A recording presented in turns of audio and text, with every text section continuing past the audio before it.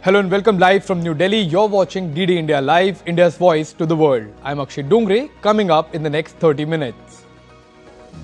Boost to India's defence sector. Production soars to an all-time high of rupees 1.51 lakh crore in fiscal year 2024 to 2025. Minister Rajnath Singh hails the achievement. Trump and Putin scheduled to meet in Alaska on August 15. Discussion on Ukraine conflict on agenda.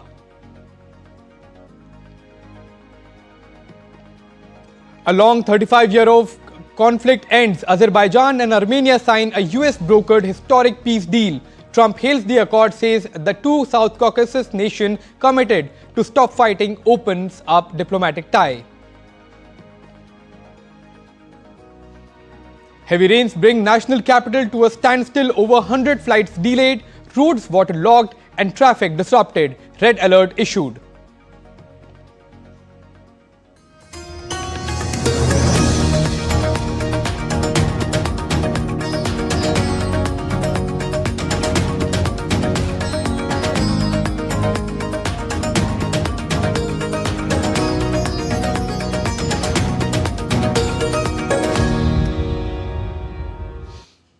The annual defence production has soared to an all-time high figure of rupees 1.50 lakh crore in the financial year 2024 to 2025. The milestone represents a robust 18% growth of over the last year's output of 1.27 lakh crore. India's Defence Minister Rajnath Singh has lauded the collective efforts of the Department of Defence Production and all stakeholders. He termed the upward trajectory as a clear indication of India's strengthening defence industrial base. Defence public sector undertakings and other PSUs accounted for approximately 77% of total production, while the private sector contributed 23%. The share of the private sector, which increased from 21% in fiscal year 2023 to 2024 to 23% in this fiscal year, reflecting the sector's growing role in the defence ecosystem of the country. The overall production of the DPSUs and private sector has increased by 16% and 28% respectively in this fiscal year 2024 to 2025. This record-setting achievement underscores the growing momentum of government's push to self-reliance in defence manufacturing under the Atmanirbhar Bharat initiative. The emphasis to reduce the dependency on imports and create a defence industrial complex has showed positive results.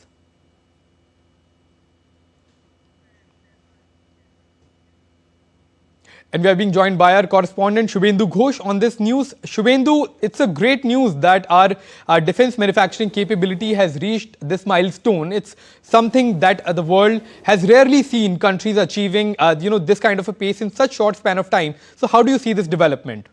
That's right, Akshay. We see that India's strategic ambitions and industrial competitiveness in the defence sector has shown positive convergence in outcome. 150,000 crores worth of defence production, 18% increase from the previous fiscal is a significant milestone for India's defence sector. And some of the positive points in the ecosystem, if we were to look at what was traditionally seen as the bastion of the public sector enterprises, we see a growing role of private enterprises, of startups we know in the past few years in particular, also their share increasing from 21% to 23% in a year's time. And that's a significant uptake how the private sector is participating in the rise of India's defence sector and defence production in particular. We also have to see that all of this really boils down to the fundamentals, the policy reforms by the Modi government in the past 11 years, from ease of doing business to very conscious indigenization of defence production, of defence equipments. And not just that, we have to see that apart from meeting the strategic aspirations of India's defence sector, India is also looking to make space for itself in the exports market. Defence exports, as you also mentioned, the figures have also increased significantly last fiscal, showing a figure of upwards of 23,000 crore rupees worth of export, which is about a 12% rise from the previous fiscal. If you see in its entirety, past 11 years of the Modi government. 34 times the exports has risen, moving towards the larger goal of about 50,000 crore rupees worth of exports by the end of this decade, by 2029, 30. So it's a significant momentum that the defense sector has maintained. And earlier, Prime Minister Narendra Modi giving reference to Operation Sindoor and the manner in which a key role was played by indigenous technologies in India's defense.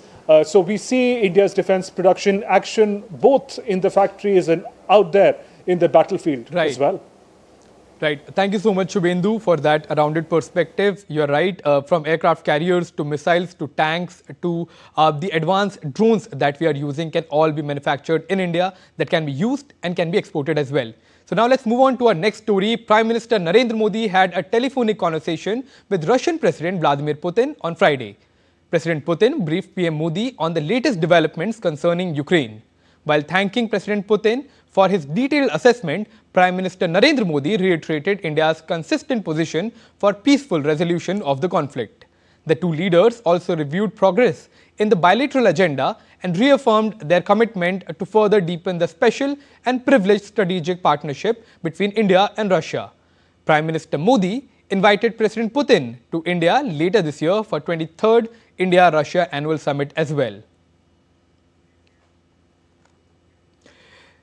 The encounter, which began last year, is now being described as one of the longest anti-terror operations in Kashmir in recent years. The encounter broke out in the Akhal of Jammu and Kashmir, and senior police and army officers are now monitoring the situation round the clock. Intermittent and intense firefight continued through the night. Alert troops responded with calibrated fire and tightened the noose while maintaining contact. One terrorist has been neutralized by the security forces so far. Massive combing and search operations are continuing, and officials say that the operation remains in its last phase now. And now it's time for weather updates from around the globe. First up, from India. Delhi wakes up to a rainy morning. Heavy rainfall lashed several parts of Delhi NCR today, bringing the national capital to a standstill on Raksha Bandhan festival. The Indian Meteorological Department has also issued a red alert for the entire of Delhi today. Moderate to heavy rainfall and thunderstorms have been forecast throughout the day, with the possibility of intense spells over east and central Delhi. Meanwhile, flight operations were also affected, with data from flight radar showing over 90 flights delayed and 4 cancelled. The IGI airport issued a strong advisory on Twitter, or what is now known as X, cautioning passengers against traffic congestion in the city. And they said, and I quote, "As per the IMD forecast, Delhi is experiencing inclement weather. However, operations are currently normal," unquote. This was the advisory of the IGI airport as far as the weather condition is concerned.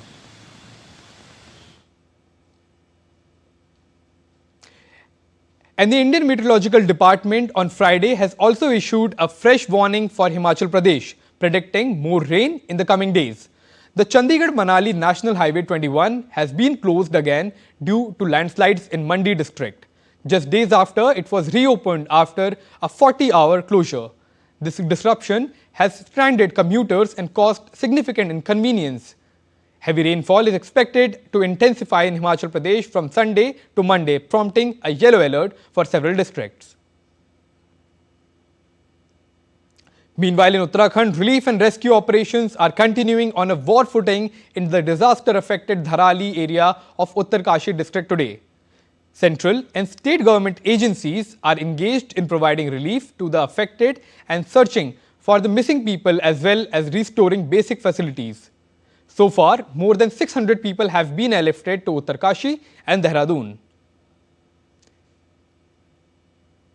Meanwhile, following a cloudburst in Uttarakhand, the Border Road Organization is now working to construct a Bailey Bridge at Limchi Ghat to restore connectivity on the Rishikesh-Gangotri road. The bridge is a crucial link on the National Highway 34. The BRO is racing against time to complete the bridge, which is currently under construction.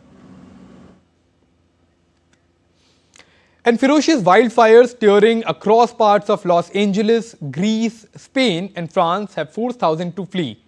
leaving a deadly trail of destruction in its wake. A wildfire killed at least one person and burned down houses and farmlands in central Greece as firefighters struggled to contain a series of blazes as at the start of what is being forecast to be several days of gale force winds.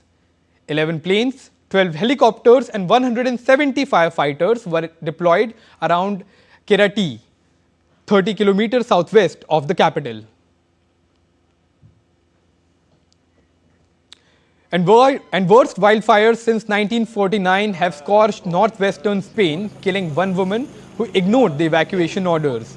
The blaze injured 18 people, including 16 firefighters, destroyed 36 homes, and forced the evacuation of 2,000 residents and tourists. In France, fire crews are also battling multiple wildfires as much of the southern Europe grapples with the extreme heat and drought conditions. Now, scientists are also saying that these conditions are being intensified by climate change.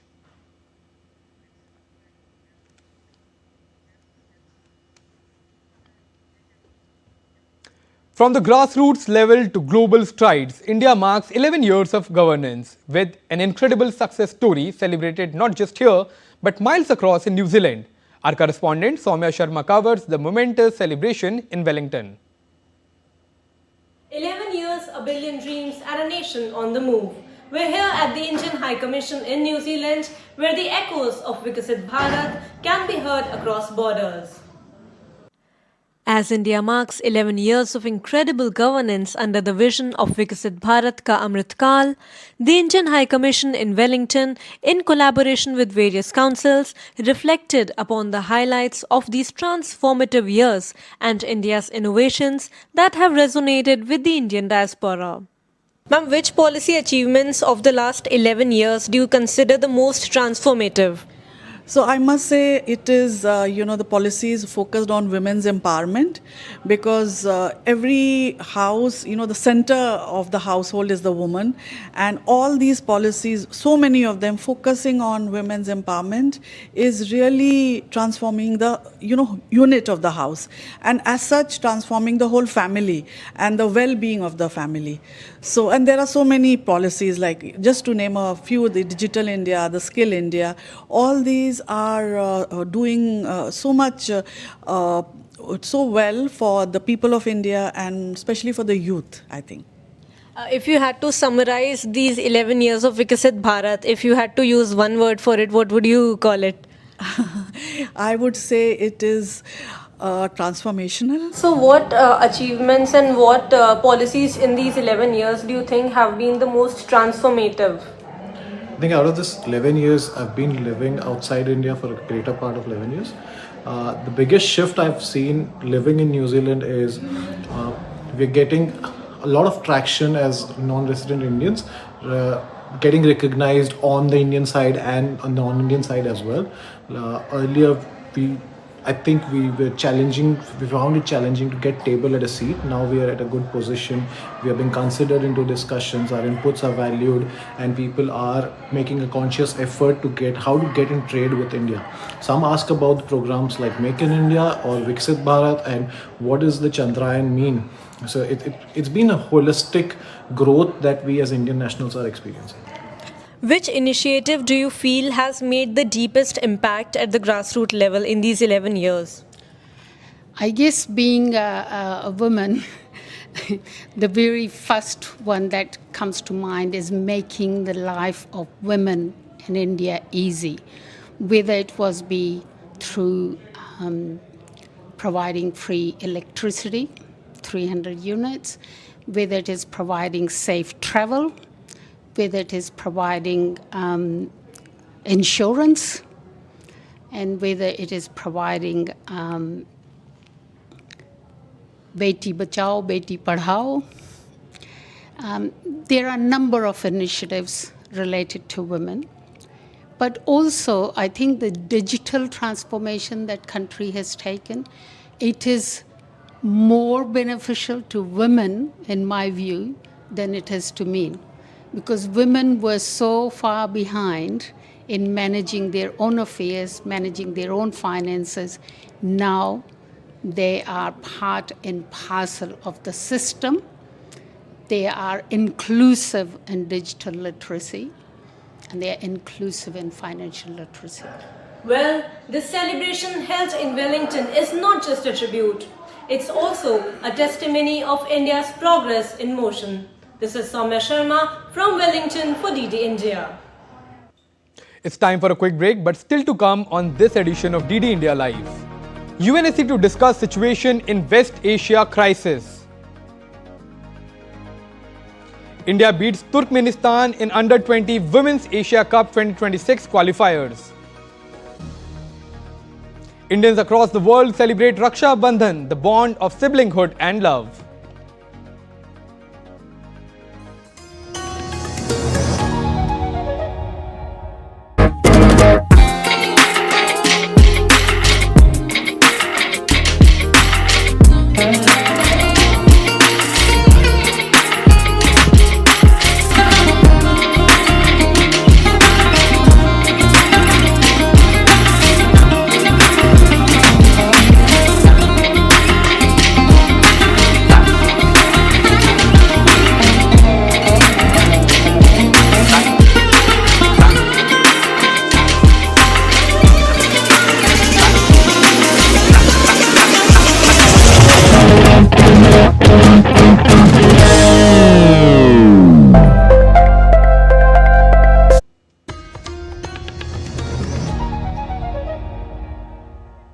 You're watching DD India Live. I'm Akshay Dongre.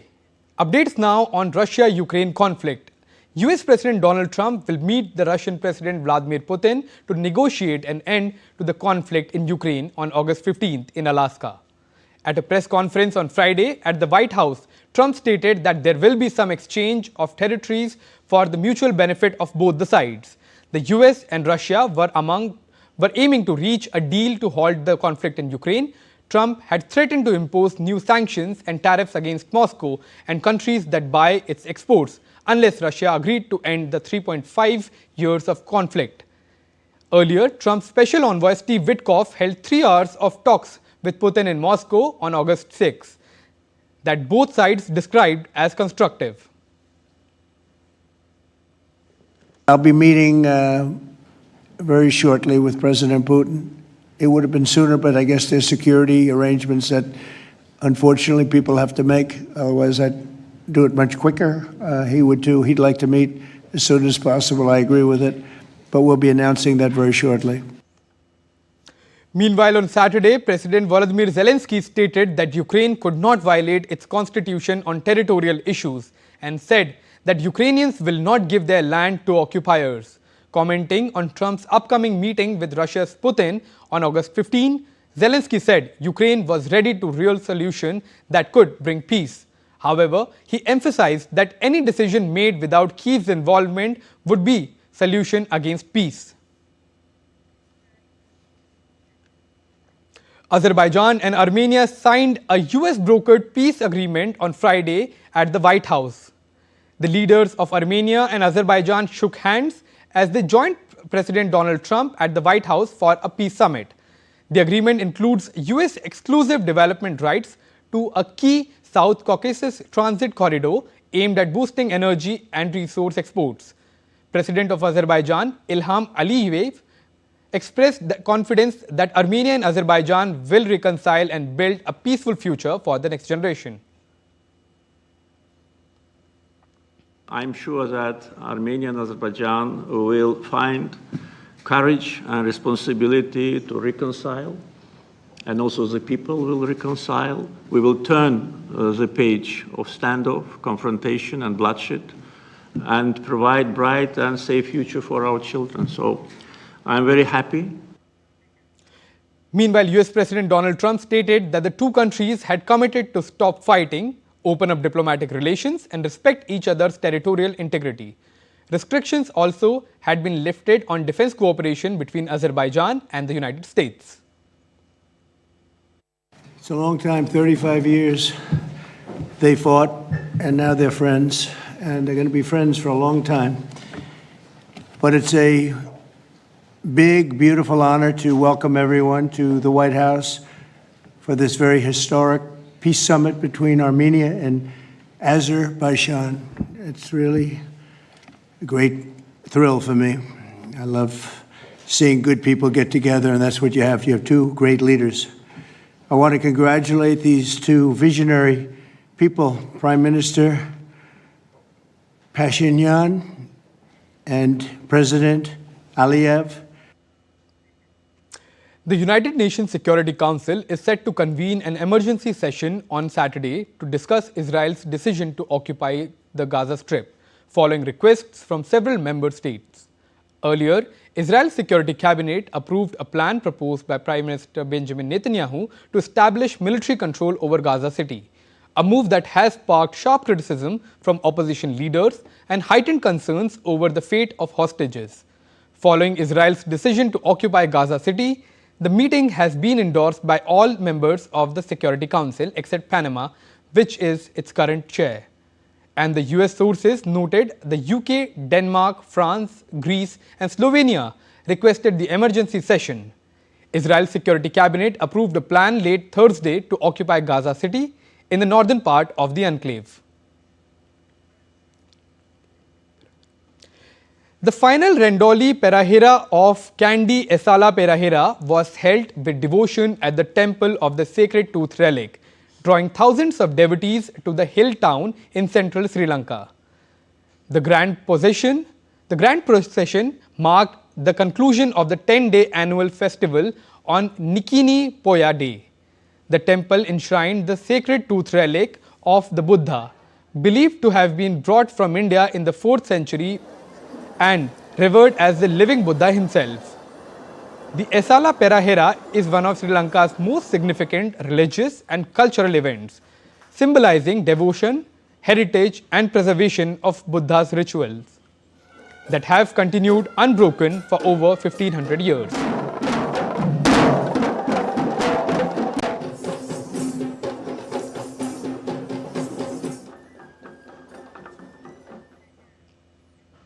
And on to sports now. The Indian football team thrashed Turkmenistan 7-0 in its second group match of the Under-20 Women's Asian Cup 2026 qualifiers in Myanmar.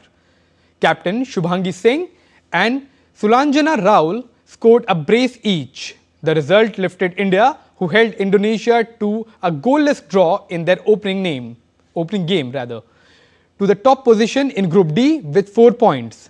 A win over Myanmar or even a draw in their third and final Group D match on Sunday could see Indian team qualify indirectly for the main tournament scheduled in Thailand next year. A total of 32 teams vie for 11 remaining spots.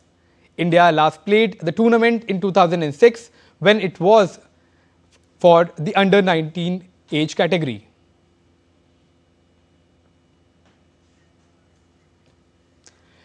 Paula Badosa of Spain has withdrawn from the US Open as she recovers from a back injury.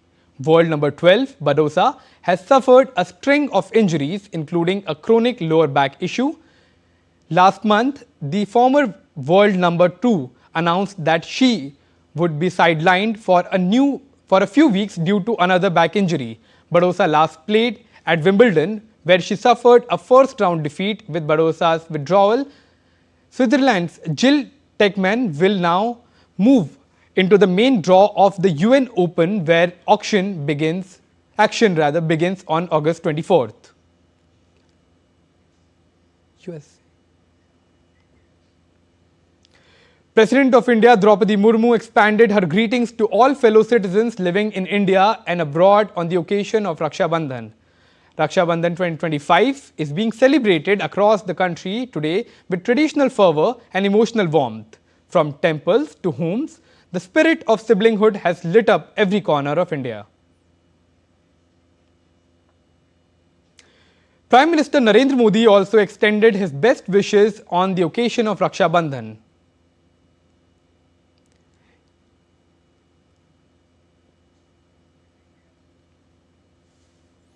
In a heartwarming and symbolic Raksha Bandhan ceremony, school children from Asha schools and schoolgirls from various other parts of the National Capital Region tied Rakhi to the Chief of Army Staff, the Army Chief's arm, representing Sword's arm of the nation, and was adorned with these sacred threads symbolizing the army's role in defending the national borders. Meanwhile, in Jammu and Kashmir's Doda district, Indian Army personnel celebrated Raksha Bandhan with local school students, strengthening ties between the armed forces and the community. Students tied Rakhis to soldiers, honoring their role as protectors. Also, Rakhis were sent from across India to the soldiers stationed in some of the country's toughest terrains. These Rakhis symbolize the deep bond between citizens and soldiers, highlighting the nation's gratitude and reaffirming the Indian Army's unwavering commitment to protecting its people. On the auspicious occasion of Raksha Bandhan, renowned sand artist and Padma Shri awardee Sudarshan Patnaik created a magnificent sand sculpture at Puri beach in Odisha. Measuring 6 feet high and 15 feet long, the sculpture features a symbolic Rakhi and beautifully crafted sand depiction of Mahaprabhu Jagannath, capturing the deep spiritual and emotional essence of the festival. Aligned with this spirit, Patnaik's artwork also promotes PM Modi's message of vocal for local, encouraging citizens and support handmade craft, indigenous art forms and local talent. And that's all for today in this edition of DD India Live, but let us know your thoughts on the news of the day. For those on the go, you can get all the latest news and updates from India and across the world on DD India mobile app. The app is available both on Android and iOS platforms. Scan the QR code on the screen to download now. We'll be back with more news as it breaks here on DD India. I'm Akshay Dongre. From all of us here in New Delhi, thanks for watching DD India Live.